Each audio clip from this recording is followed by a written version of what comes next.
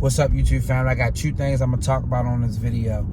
I'm gonna just share some places to try to get you some more clients, what you can do to try to get some more private pay clients, and then some other things you should think about before you start your business. So I'm just trying to talk about two things within 6 minutes. I see if we can get it done. All right.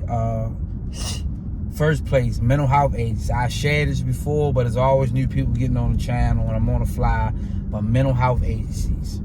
Mental health, Google mental health agencies. Go to the offices, don't call. Go to the offices, see the admins, ask the admin to get that business cards out to the therapists, the peer support workers, whatever workers that's dealing with the consumers, right?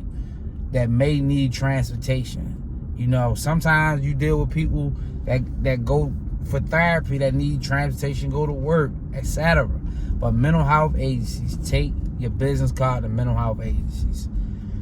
Next thing, temp agencies. Call temp agencies over the phone. Call them. No, don't call them. Google them, then go to temp agencies offices and go to the office and ask, give it to the admin person and ask the admin person, can you get these out to your workers that y'all hire that may need rides to work? This is just transportation in general. You probably do something like, if you're trying to get work, give them a rate. Going to work, coming back, pick them up, going all one way. Saturday you can do a weekly rate when they get paid. And you might even work something out with the temp agency,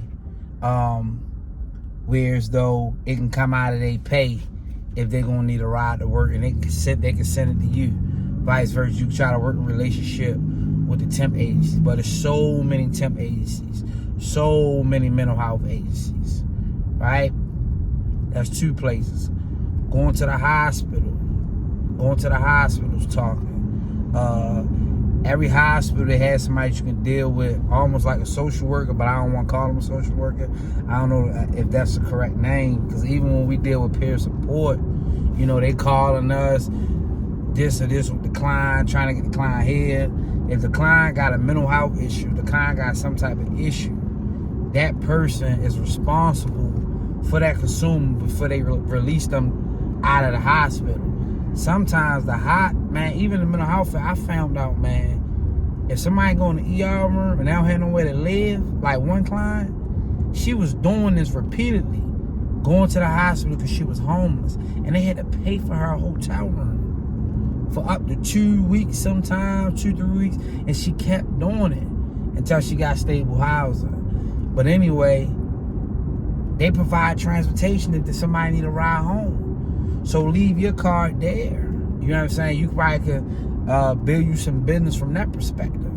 It was something that I was doing down here that I was getting into, whereas people that need rides to go in for surgery and get picked up after they have surgery to go back home. So go to your hospitals and try to talk to somebody up front about transportation. Ask them who you need to talk to exactly, and try to get in front of somebody, or leave your business card there, or try to get an email.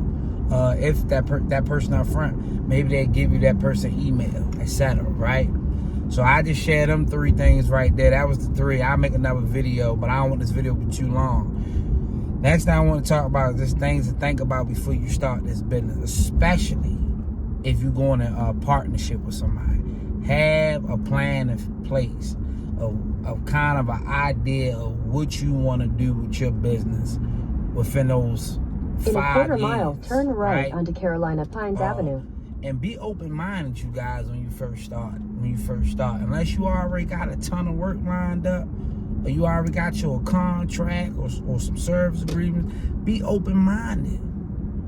And then after a while, you can kind of weave out what you don't want to do. My point of saying that is that vehicle's sitting. You losing money. Turn right onto Carolina Pines Avenue, then turn left to stay on Carolina Pines Avenue.